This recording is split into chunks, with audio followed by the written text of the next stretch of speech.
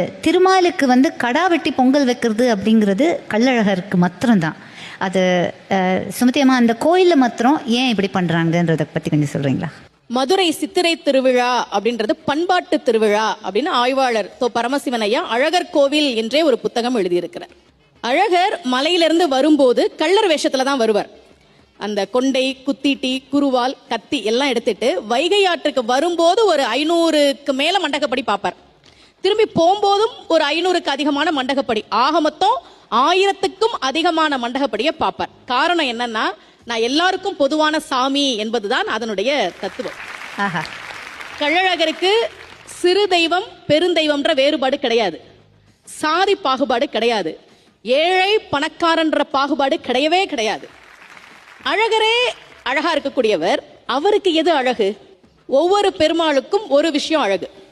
அரங்கனுக்கு நடையழகு, வரதனுக்கு குடையழகு, பார்த்தனுக்கு உடையழகு, மன்னாருக்கு தொடையழகு, அமுதனுக்கு கிடையழகு.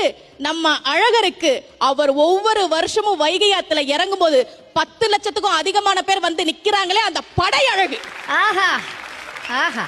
தெய்வம் யாரிடமும் பாகுபாடு பார்ப்பதில்லை என்று சொல்கிற தெய்வம் தான் நம்முடைய அழகர், கள்ளழகர்.